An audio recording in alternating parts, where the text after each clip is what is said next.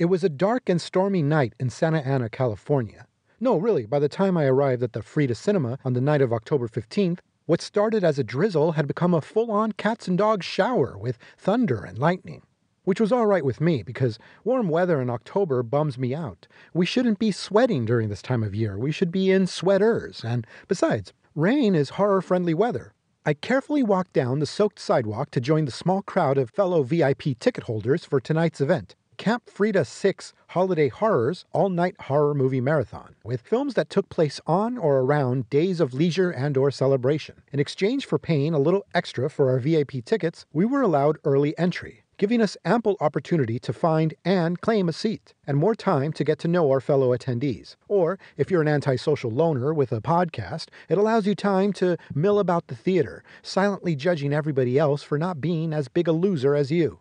At the check-in table, we had our tickets scanned, and we were given a wristband to identify us as VIPs, and those who intended to drink alcohol during the night were given a second wristband. We were then given a Camp Frida t-shirt, along with a goodie bag filled with goodies. Mine had some candy, a couple stickers, and a couple of pins, one of which was a glow-in-the-dark Camp Frida logo. There was also a blank Christmas ornament inside, which one could decorate at the table containing markers, stickers, and strings. The Frida is a 2-screen theater, and the tradition during Camp Frida is to show different films in each of them, allowing attendees to choose their own movie-watching adventure throughout the night. The screens are each given a name that goes with the whole summer camp motif, and so for that night, screens 1 and 2 became the Fire Lodge and Mess Hall. We were directed to the Fire Lodge, where the stage had been decorated with cobwebs, balloons, and jack-o'-lanterns, while music by Goblin, John Carpenter, and Jerry Goldsmith, among others, played on the sound system. A volunteer went around offering to tape off seats in the mess hall for us. That way, should we decide to watch a movie over there, we'd already have a reserved spot.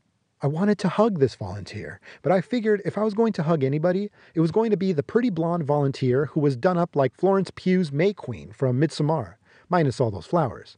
Alas, I never did work up the courage to step up and spit mad hugging game to her, not because I was afraid of being turned down, but because I was afraid of her saying yes. And next thing you know, I'm wearing a bear skin, and all that entails. Sometime after that, we were joined by the rest of the attendees, including a large group of friends with at least 2 married couples in the rotation. They were all very chipper, and I sensed that they were longtime pals, and it was nice to see that there were a couple of single men among them, because that meant that the wives in the group didn't force their husbands to only fraternize with other married friends. But upon seeing the 2 single men in the group turn to give each other an intimate smooch, I realized, nope, they're all married. One of the straight husbands excused himself, and his wife looked over to the others as he walked away and casually declared, "He has a very small bladder," to which another wife responded with, "Oh really? I have the best bladder in the world." And I almost piped in with, "For a woman maybe," but I didn't want to ruin their fun, because I actually enjoyed watching them. It reminded me of my younger days when I was the third wheel to my married friends, interrupting them every time they were about to kiss. There was an intro by the Frida's projectionist, whose name I didn't get, I'm sorry to say, but I believe it was Don, but don't hold me to that. And he brought down the Frida Cinema's founder, Logan Crow, the director of programming, Trevor Dillon, and various volunteers, giving each of them their time to shine as we applauded them all. Then he handed the mics over to the 2 ladies who would be our camp counselors for the evening, Becca and Issa, who are the social media director and volunteer coordinator for the Frida. They broke down the details of the evening in regards to the schedule and the breaks between films, as well as a polite request for us to be considerate with our trash. Then it was on to the marathon proper, which started off a little too scary for us, as the first film appeared very yellow on screen, forcing the projectionist to stop the movie and fix the situation. One quick bathroom break later, and all was well again, and from that point forward, it was smooth sailing all night.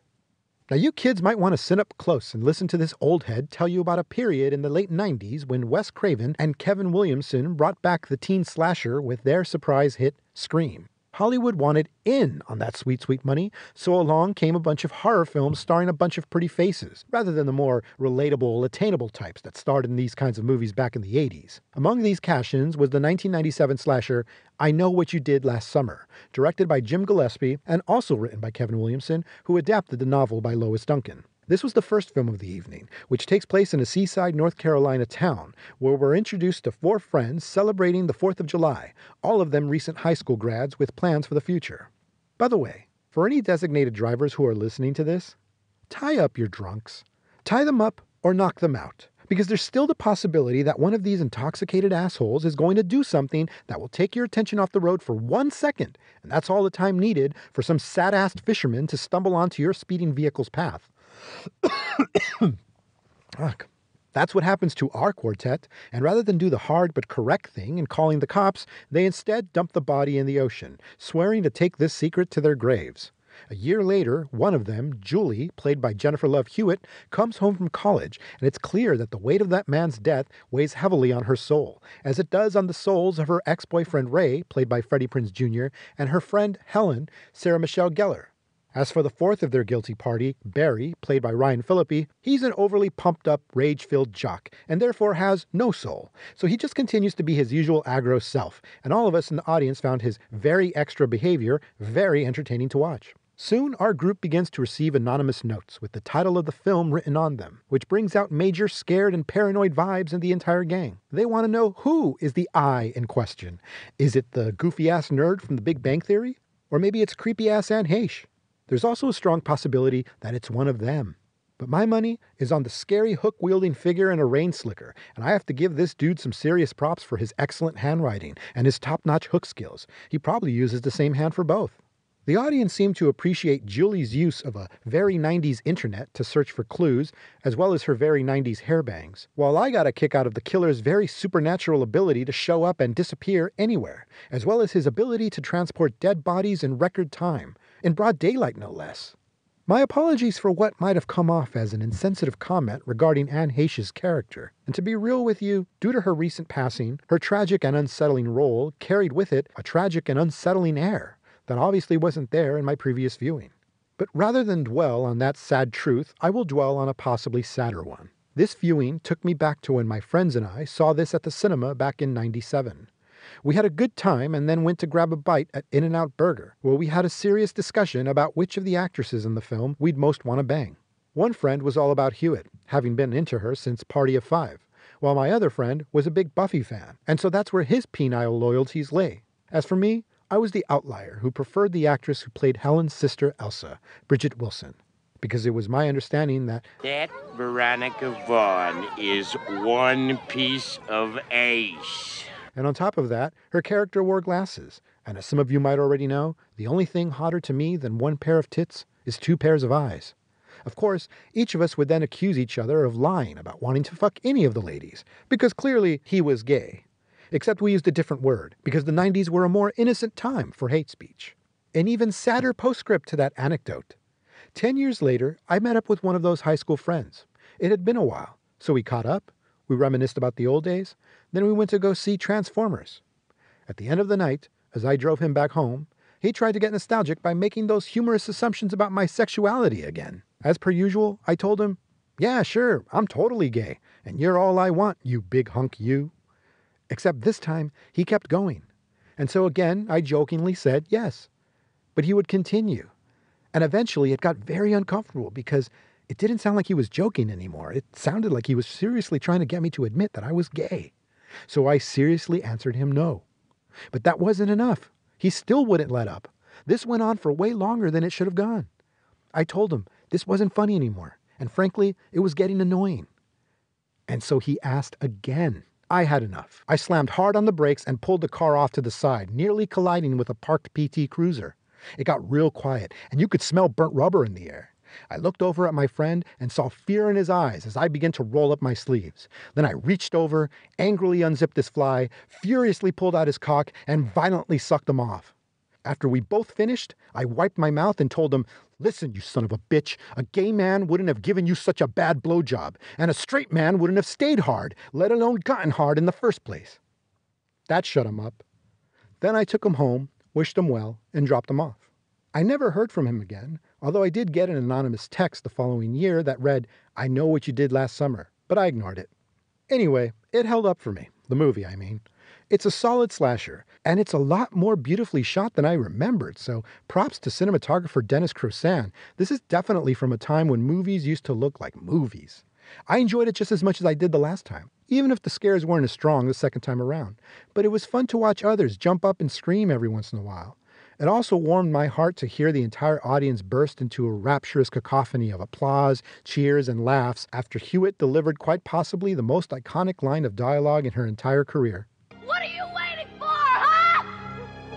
What are you waiting for? That's not the only moment where the audience reacted as such.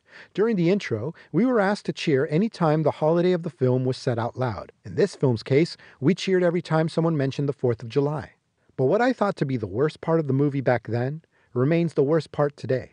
There's a scene where Helen comes back home after a long day, and she goes into the kitchen to grab a soda.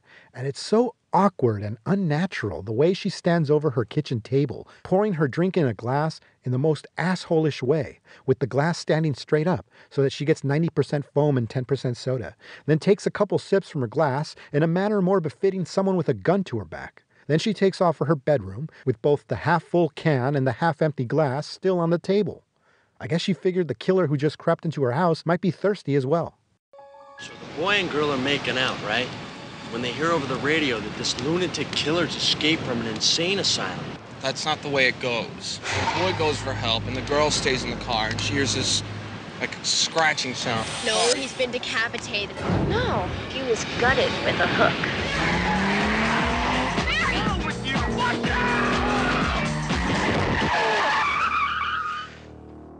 Oh my God. You think he's dead? We can't just leave him here. Oh, tell me, little Miss Prelaw, what's the charge for manslaughter? We make a pact. Right here and now we take this to our grave. For the last year, 4 friends have kept a secret. Are you on drugs? No. Well, then what is wrong? I've had a rough year. But not all secrets stay buried. Somebody sent this to me. Oh my God. Someone knows. I know what you did last summer. Ooh. What they thought would be a new beginning Toast to us. is becoming a dead end. Somebody tried to kill you last night. We have to go to the police. If he wanted me dead, he could have done it. And the mistake they made It was an accident. There was no accident. It was murder. What if he's still alive? Hey! What are you doing here? is coming back to haunt them. Oh my God. He's after me, too. I got a letter. I got run over. Helen gets her hair chopped off. Julie gets a body in a trunk, and you get a letter? That's balanced. She's waiting for us to unravel. The wait is over. What are you waiting for, huh? What are you waiting for?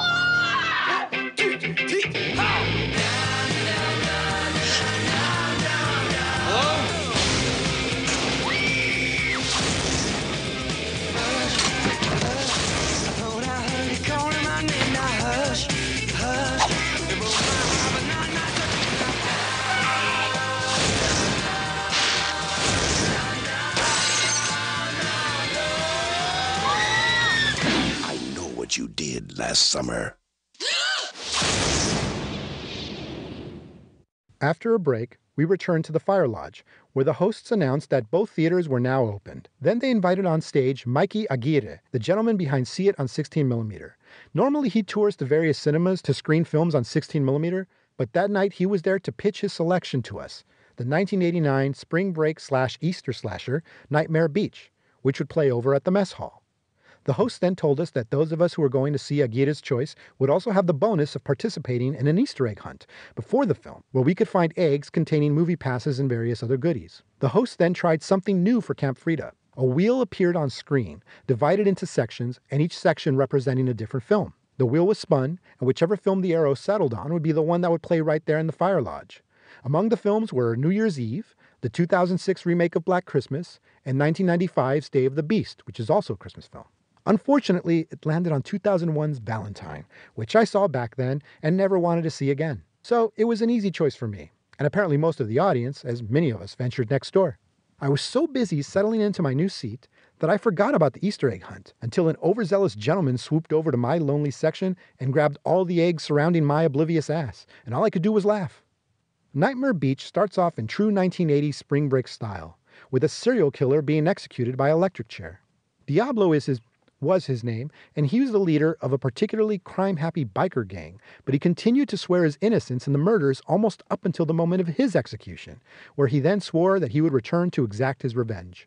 One crispy convict later, we're treated to a credit sequence montage of college beach bodies having fun up and down the Florida burg of Manatee Beach, before settling in to introduce the various potential victims and killers. Our main doofus is Skip, a college football player who recently fucked it up for his team during the Orange Bowl, and is understandably forlorn about it, despite attempts by his horn dog teammate Ronnie to cheer him up by reminding him that they are indeed there for spring break, and all which that entails. While Ronnie employs the ask 100 women to sleep with you and one will say yes technique of scoring, Skip prefers the company of Gail, a local bartender who is almost as much an Eeyore as Skip is, but she has a much better reason for her Down syndrome. You see, Gail's sister was one of Diablo's victims, and she was there for his execution, so there's both fear and uncertainty over what she witnessed and what she was told. Feelings that grow even stronger once it's revealed that Diablo's body has disappeared from its grave. Perhaps not too coincidentally, a mysterious leather-clad biker, his identity hidden by helmet, is driving around town in his souped-up motorcycle, complete with electrified passenger seat for unlucky hitchhikers. But since hitchhiking was becoming less of a thing by 1989, he supplements his murder cycle by going on foot, killing people by electrocuting them or burning them with exposed live wires, or big furnaces that shoot out flames at lengths that defy logic. But you know how it is with these Italian filmmakers. Logic has about as much place in a horror movie as a Negro in their sister's bedroom. Oh yeah, about the filmmakers. During his intro, Aguirre credited the direction of this I-Type production to Umberto Lenzi, who among various gialli and Eurocrime films is probably most infamously known for the grindhouse fave Cannibal Ferox, aka the one where a chick gets hooks through her breasts. But Lenzi claimed to have quit the production before shooting began, only sticking around at the request of replacement director James Justice, in a position that I can only speculate as being the Obi-Wan to Justice's Luke Skywalker. Either way, this ultra-goofy, terribly acted movie was so much fun to watch with a crowd. When not being entertained watching the killer turn people into crispy critters, we were equally entertained by the scenes featuring the most Floridian of men and women. There is so much woo going on, most of it coming from this random dude who keeps popping up to scream, "Go Gators! How about them Gators?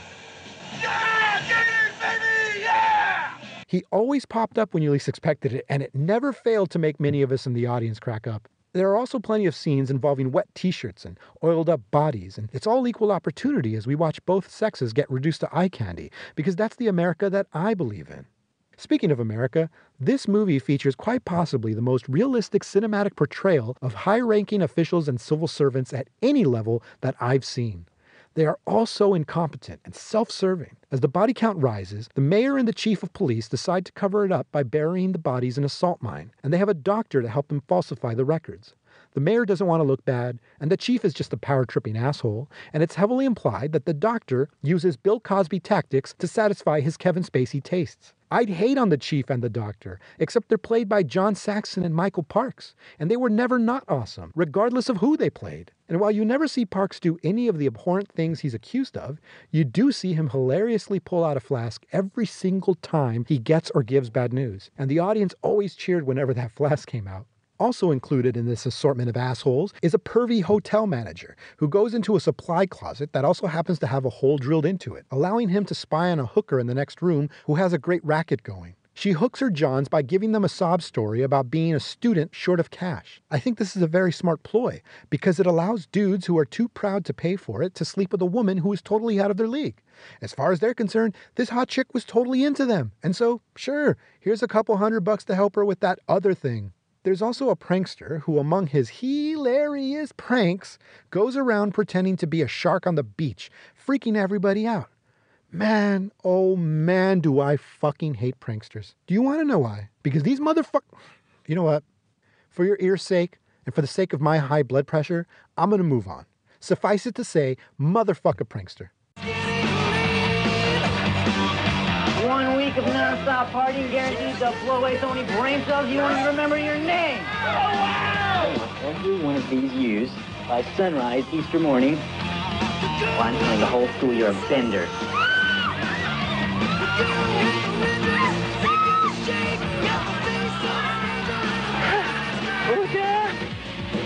want to get off of this thing!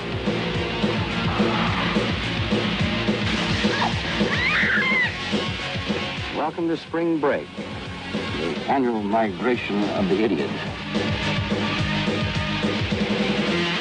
Look out!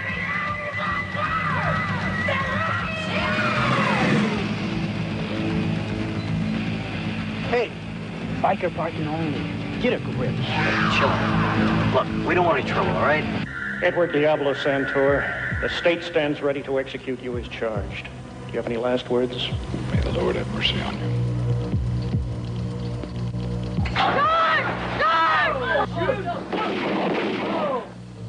Don't shoot! Don't shoot! Some drunk breakers.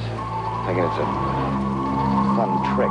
Sick Diablo's biker buddies. He vowed he was coming back.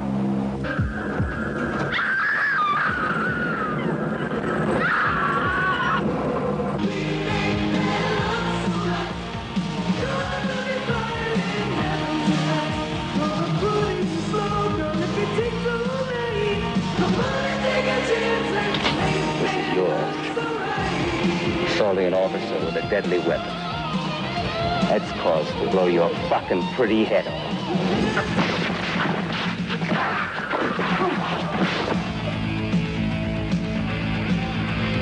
Who killed my friend? Who?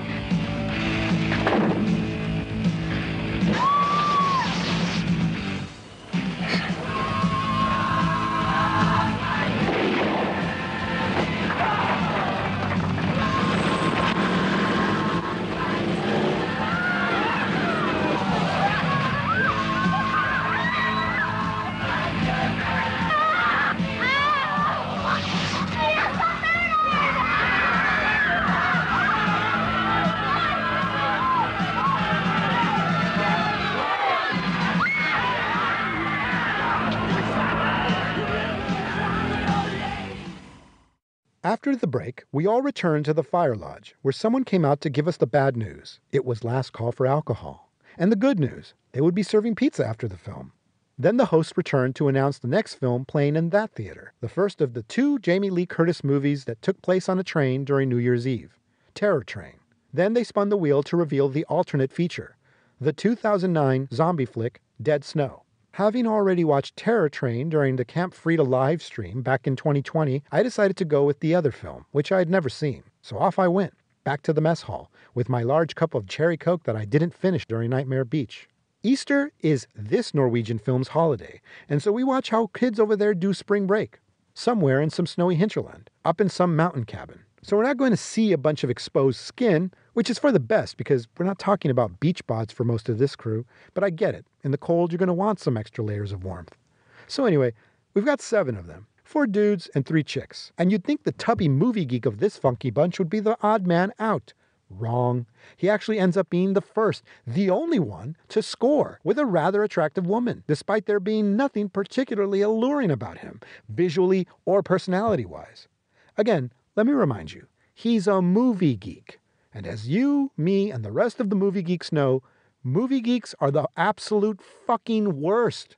That's why we have to find another movie geek if we want to fuck. And that just makes 2 of the fucking worst, who are also the worst at fucking, getting together to fuck. And if 2 of the fucking worst, who are the fucking worst at fucking, end up fucking, that means some of the fucking worst end up having fucking kids. And their kids are the fucking worst. They usually grow up to be pranksters. So back to this fat fuck and his hot chick. He leaves the cabin to go take a shit in the outhouse, and after dropping a deuce and wiping his ass, this lady just steps right into the outhouse with him. And it's like, if being in a small space that reeks of shit isn't going to cool her jets, then I suppose she'd be turned on by the piece of shit sitting before her. He doesn't even have to make the first move. Instead, she picks up his hand, the same hand he used to wipe his shitty Norwegian ass with, and begins to suck his fingers. Lady and gentlemen, it was at this point that the jaded black-hearted cynic who watched real death videos and who found a Serbian film kinda dull, this garbage human whose words you are listening to, began to feel something approaching the temptation to faint. But instead, I took a deep breath, picked up my cup of cherry coke, and I sucked on the straw as if it were my old friend's cock, strengthening my resolve. My eyes rolled back down from my head, and I was able to continue watching as this poor, damaged woman rode this chunky cowboy into an orgasmic state of fecal-scented bliss. It was here that I felt that I was truly watching a horror film. And so I was relieved when the zombies finally arrived. And who are these zombies? Nazis. You see, back during World War II, a bunch of these SS scumbags had occupied a part of Norway, and they did their thing, raping, pillaging, murdering the villagers, because, that's what one does for their country. But eventually, the villagers fought back and killed most of them, but some of them froze to death. Well, here they are, back from the dead, and ready to rike and roll. The survivors are left to fend these zombies off, using their wits and what little weaponry they have at their disposal. I enjoyed this absurd splatter flick featuring creative kills, and it's filled with blood, entrails, severed body parts, and various viscera, even though this is definitely more of a movie geek joint that takes stuff from fondly remembered genre films and gives them its own spin. It's less about reinventing the wheel and more about redecorating it. The movie openly references its cinematic inspirations, particularly the works of Sam Raimi, specifically Evil Dead 2. And so it has that same kind of horror-comedy blend, albeit a much darker form of comedy. I also appreciated some of the nasty turns and surprises it takes along the way, and it plays no favorites when it comes to its characters, regardless of what you'd expect based on their types. This was directed by Tommy Wirkola, who also co-wrote the screenplay, and he went on to direct Hansel and Gretel Witch Hunters, which I'm now interested in checking out because I'd like to see what he turned out on a big Hollywood scale. But I'm also left thinking that if this guy, an obvious movie geek himself, intended on painting such an unflattering portrait of one, as he did in this film, or was this in fact some kind of wish fulfillment? Like, I can imagine some super nerd who jizzes over movies and comic book properties and movies about comic book properties, working up the kind of fear and resentment towards the opposite sex, and so that ends up mixing in with his passion to just be able to, actually kiss a girl. And the larger that fear and resentment grows, the more toxic that mix becomes, until eventually that nerd goes from thinking, man, I wish a nice girl would let me take her out for a chocolate malt, to, man, that sexy slut should hunger for my 4 inches so bad she's willing to smell my shit to get it. Klart ferdig gå!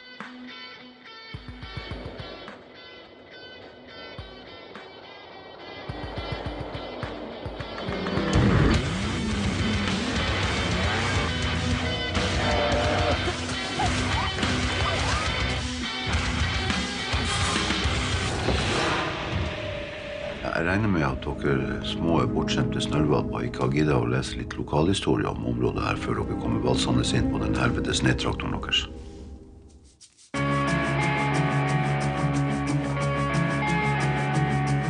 Under 2. verdenskrig så var Exiled en utrolig viktig plass for tyskerne. Det var en holdeplass for tyske krigsskip. Folk ble torturert og banket og mishandlet hver eneste dag. Tror meg når jeg sier det. Det her var onde satans jævla. Se hva da? Oh. Fortune and glory, kid.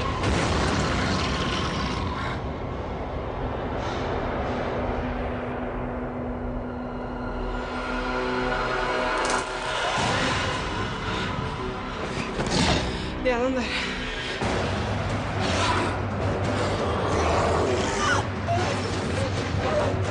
Vi må komme oss ned til byen. Ikke bli bitt.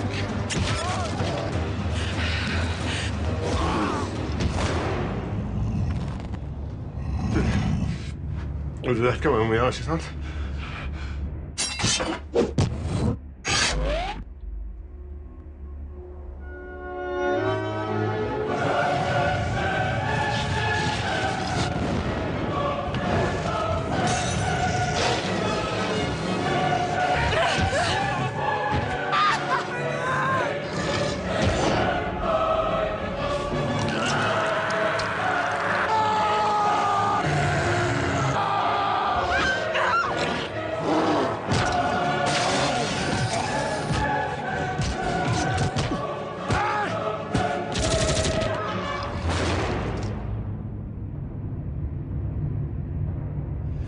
I was raised in Sunny Beach.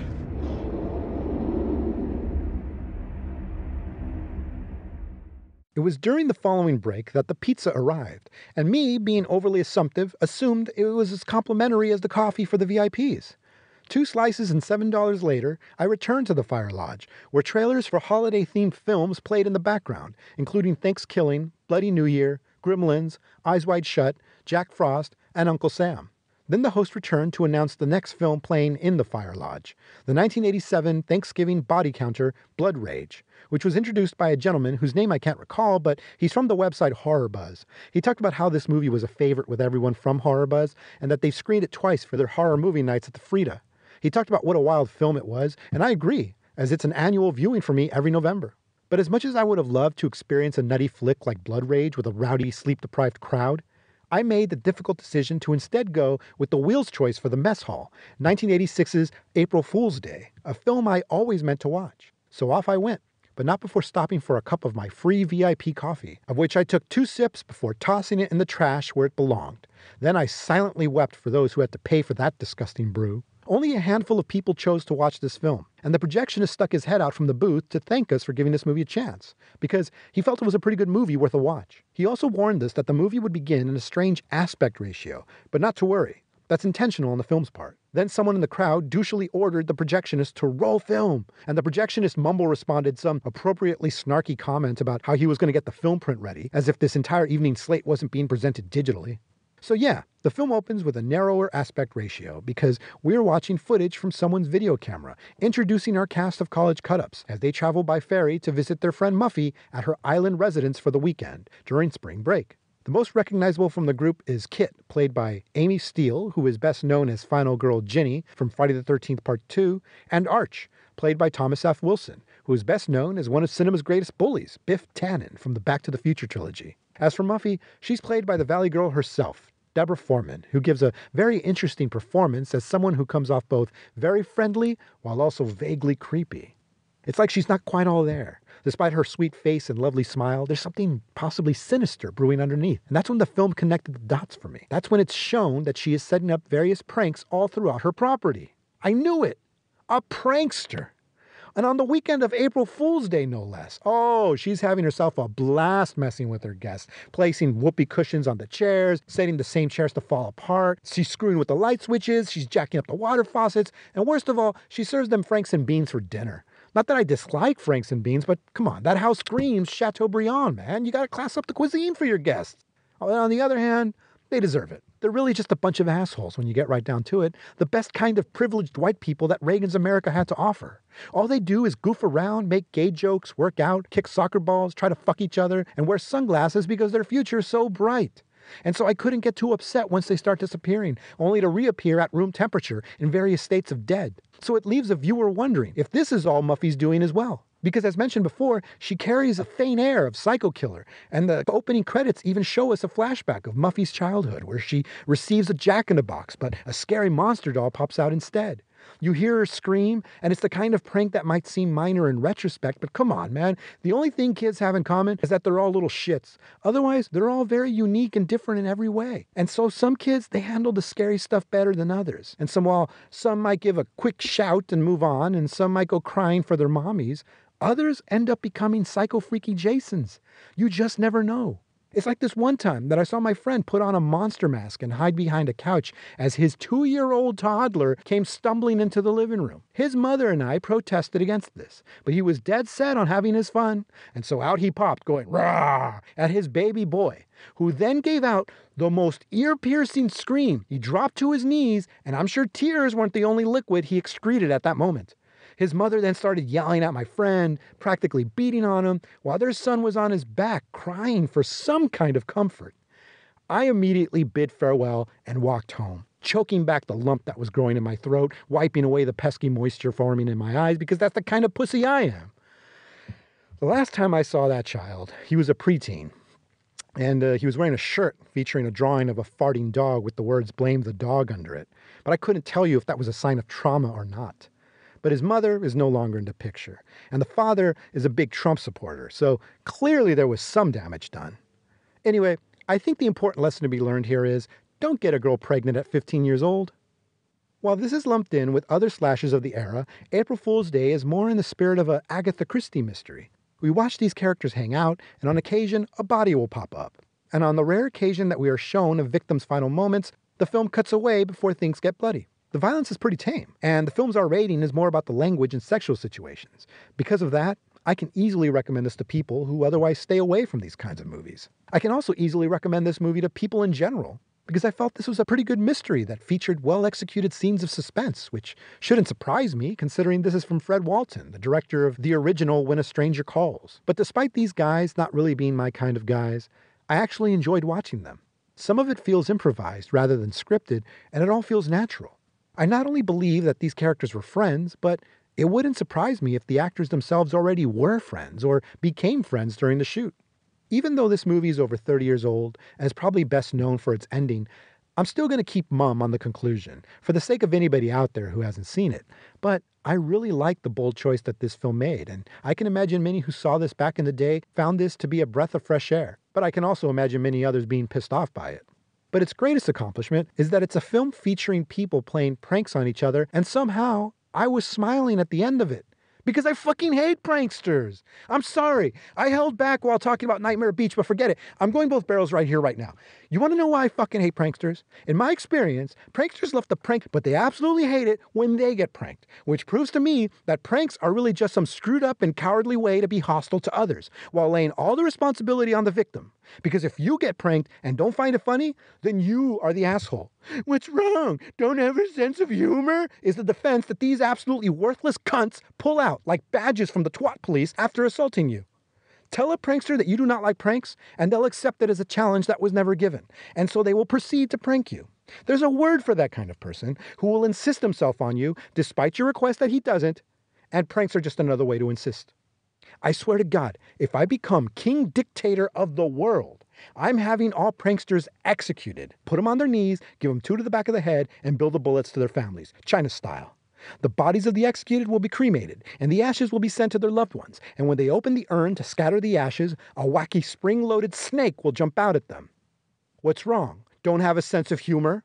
Paramount Pictures cordially invites you for a weekend getaway at the party to end all parties. This is the craziest party that could ever be.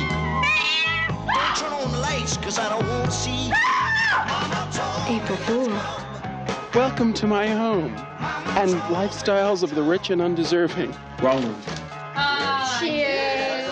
Join 8 privileged guests who are just dying to have fun. Wow, what is this, the bridal suite? You like it? The ladies. I'll find a use for it. The gentlemen. We did on the first date. The young. Well, basically, I possess an essential lack of seriousness.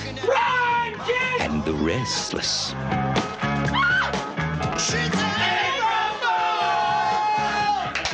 You are such a jerk. Everyone is having such a good time. It's scary.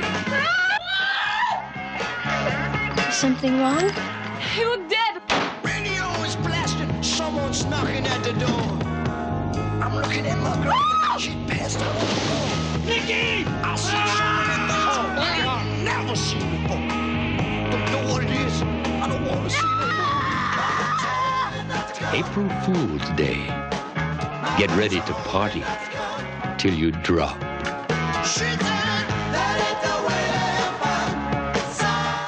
Back at the Fire Lodge, we were told that instead of the wheel, they would just name films, and the 2 that got the most applause from the audience would play next. The winners were The Return of the Living Dead from 1985 and Night of the Demons from 1988, which I had already seen at a previous Camp Frida and thought was okay, so instead I stayed put for the zombie flick, which I've seen on the big screen a couple times already, and I wouldn't mind watching again.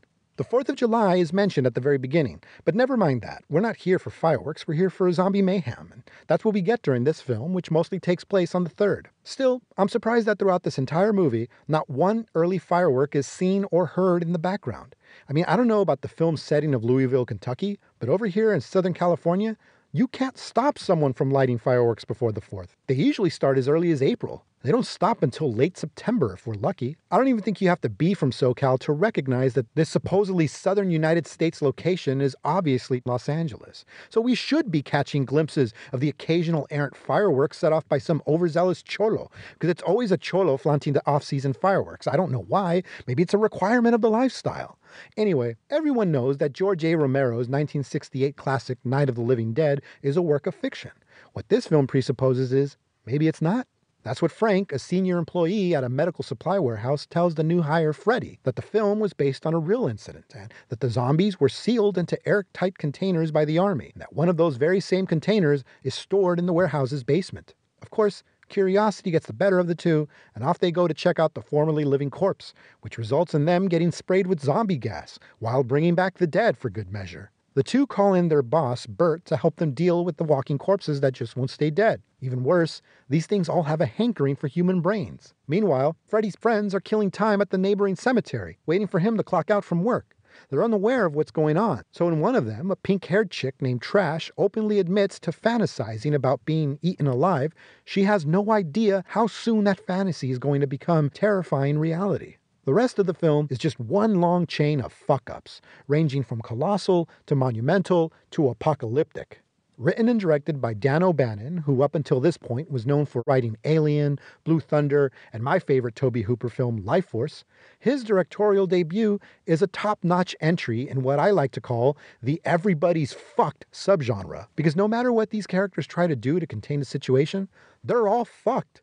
It's a nihilistic work, but it's also good times, because O'Bannon is able to balance out the doom with an overall sense of fun, and it never stops being tense and exciting. He knows the right tone for any given scene, when to make things funny, when to make them scary, when to make them disturbing, and when to make them tragic.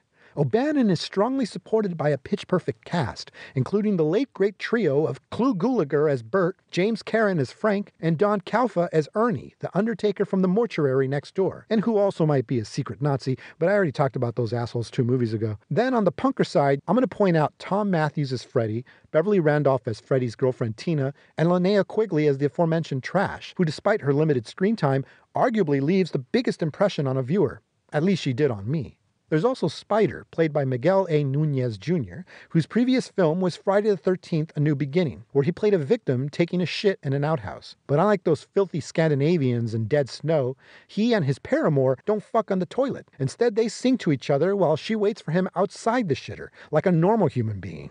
Overall, I really enjoy this movie, despite half of the soundtrack being comprised of non-stop screaming. Doesn't matter if it's comedic screaming or screams of genuine terror. Screaming's screaming, man, and it can get grating. Most of it comes from Frank and Freddy, who scream at how badly they fuck things up, at the sights of the melty, reanimated bodies clamoring for brains, and from the agonizing pain that they suffer from as they slowly die from exposure to the gas, becoming zombies themselves. But the other half of the soundtrack is a mix of cheesy 80s synth score and a bunch of boss tunes by bands like 45 Grave, TSOL, and The Damned. Sounds that never get old. Unless you're young, then that stuff is old by default. But they're bad jams nonetheless. While I prefer Romero's original Dead trilogy over this movie, as far as zombies go, I have to give it to O'Bannon, because I find his version of the undead to be horrifying. It has nothing to do with Romero's zombies being slow and O'Bannon's being fast, because they're both equally scary for their own reasons. No, it's because Romero's zombies can be killed. One shot to the brain will do them dead. But it doesn't work that way with O'Bannon's zombies. You can brain them, decapitate them, dismember them, and they're still moving. To add pain to injury, it hurts to be a zombie in O'Bannon's world. They need to consume human brains to take away from the pain. They're like junkies desperately fiending for a fix. So you gotta look at it like this. If you die and become a zombie in Romero's world, well, your non-life involves slowly walking the earth, occasionally chowing down on a human, and stopping at the neighborhood mall every once in a while. Doesn't seem like a bad existence. I mean, I don't hear them complaining. And once someone separates your brain from your spinal cord, it's lights out. And any possible suffering you might have had as a zombie is finally over.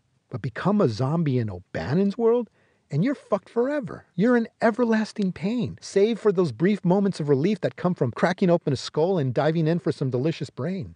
But that won't last, and there you are, running in search for more relief. And if someone shoots you in the head, it does nothing. Hell, it might actually hurt you more now. And if someone machetes your head off your body, you're now burdened with yourself, having to carry your head around with you, provided you could find it. And if you get chopped up into pieces, there will never be relief. Now, should you decide to suicide? Well, that's one way to solve your problem in Romero's world, but suicide is not an option in O'Bannon's world. Not unless you want to throw yourself into an incinerator. But if you happen to be infected with zombie cooties when you burn, well, congratulations. You've just infected the air with your self-made zombie gas, further spreading the pain, you inconsiderate asshole. Anyway, I really dig it. It's gory, funny, scary. The ending's a bit odd. It feels like they ran out of money and scrounged something up in editing, but that's a very minor complaint towards a major accomplishment. I also forgot that the movie begins with a disclaimer informing the viewer that what they're about to see is all true, using real names and real places. So take that, Fargo.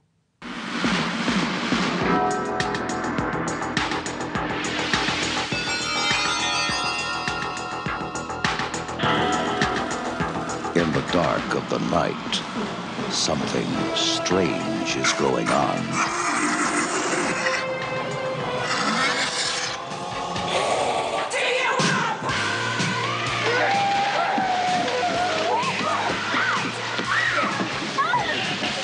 You see that movie, Night of the Living Dead? Sure. They ship those bodies. Well, say hello. The dead have risen from the grave. Mister, there's 100 of those things out there. How many did you say? 100? And now the question is, how do we get them back into the ground? Frank, we have a little problem. 4 left. 10 right.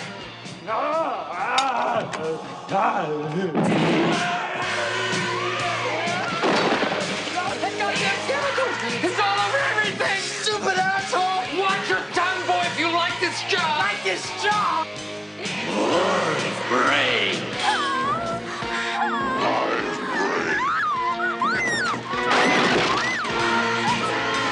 Medical science is baffled. And it's a puzzle, because technically, you're not alive. Why do you eat people?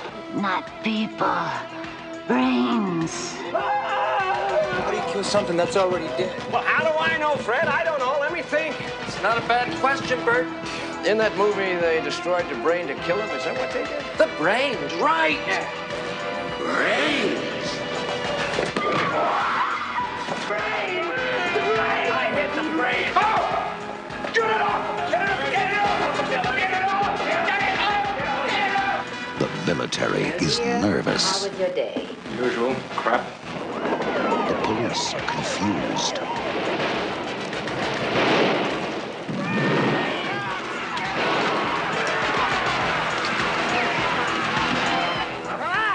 Send more cops. It worked in the movie! Well, it ain't working now. Bring the movie line! It's not a bad question, Bert. It's not a bad question, Bert. It's not a bad question, Bert. The return of the living dead.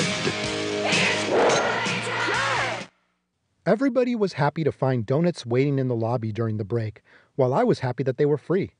I grabbed the glazed twist and stepped outside to enjoy my sugar rush with some fresh air. Then we all gathered at the Fire Lodge for a final spiel from Trevor Dillon about the history of Camp Frida, and then the various volunteers were shouted out for their hard work for putting this night together and working this night together, and we gave them all a round of applause. Then Becca and Issa came out to reveal the final film of the night, 1988's Maniac Cop, which features a climax that takes place during St. Patrick's Day.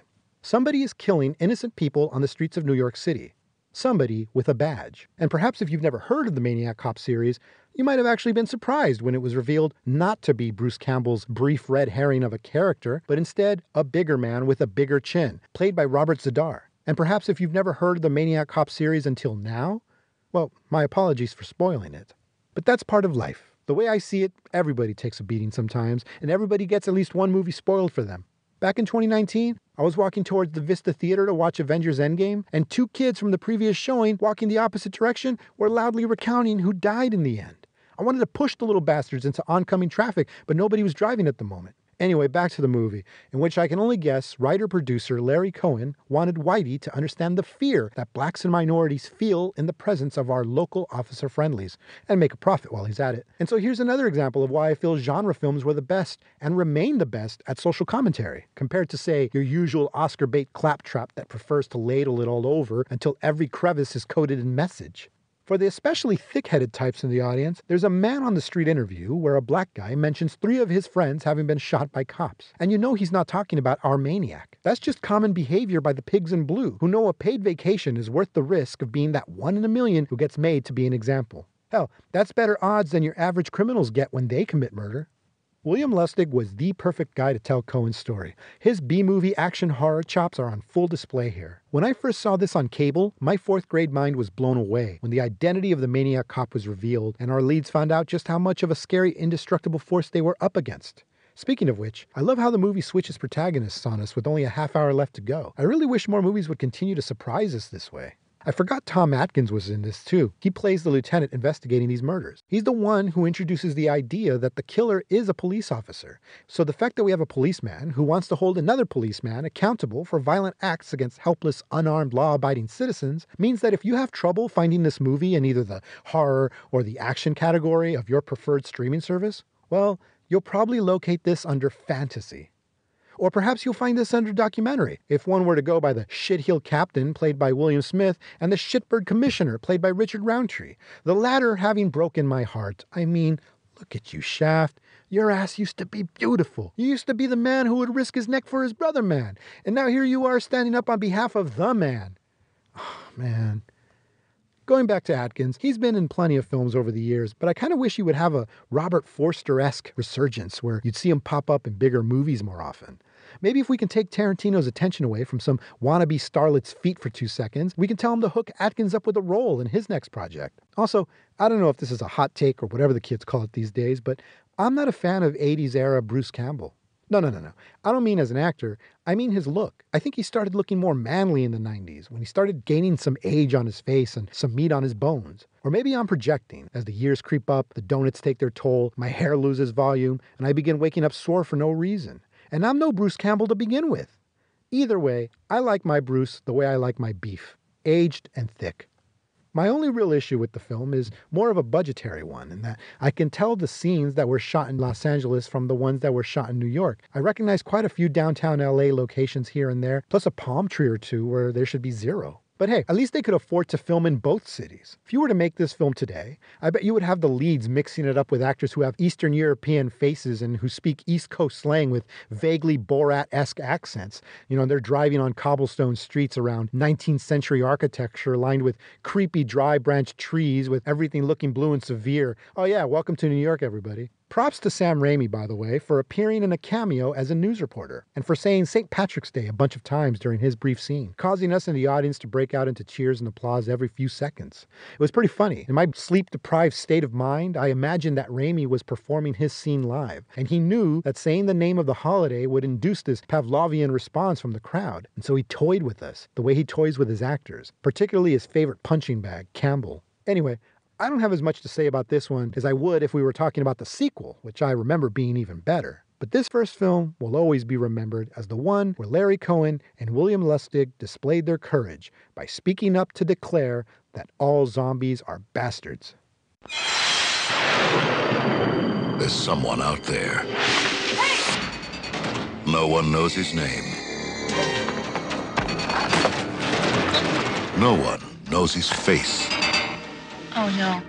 But now, the most terrifying man in the city Officer! Officer! Oh, thank God it's you! carries a badge. The head was unstable and there was a deceleration injury. As in your old hanging. You really think a cop did this? Why not? You automatically assume that it was a police officer instead of some lunatic dressed up like a cop. Fight squad. He'll kill again. He enjoys killing. He strikes without cause, without mercy. You may be getting information from inside the department. That means he is one of us. You see a cop, you cross to the other side of the street. You're not gonna get me. Anybody who wants to shoot a cop nowadays got one hell of an excuse. Since when is my personal life any of your business? Since your wife was found dead in the motel room. You gotta be wrong. You want to see the pretty picture?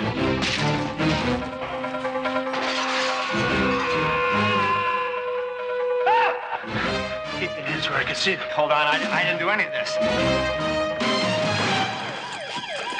When a cop turns killer, you have the right to remain silent forever.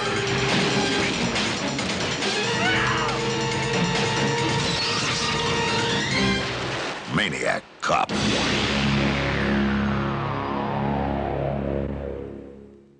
After the film, the hosts came out to wrap up, and we all gave each other a round of applause before going on stage to take a photo together. I took part in posing with everybody else while making sure to stand in a place that would keep me hidden. The best of both worlds for someone like me. And so, a little before 8 a.m., Camp Frida 6 Holiday Horrors ended with those of us who made it through the night stumbling out bleary-eyed onto the wet streets.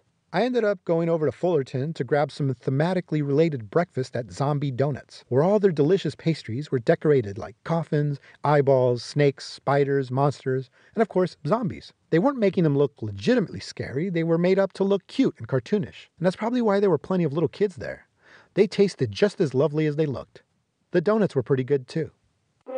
This has been the Exiled from Contentment podcast, recorded live in front of an empty room. Exiled from Contentment has been brought to you by anger, paranoia, resentment, depression, low self-esteem, and Rally cigarettes, now with less nicotine and less throat irritants. Remember, ladies and gentlemen, if your cigarette tastes different, smoke Rally. Episodes of this podcast can be downloaded at efcontentment.podbean.com. That's E as in egads. This asshole's podcast is terrible. F as in fuck this asshole's terrible podcast. Contentment as in something this asshole hasn't felt in a very long time. Pod as in podcast. As in everybody's got their own goddamn podcast nowadays. And bean. As in, what the Mexican-American host of this podcast probably eats every day.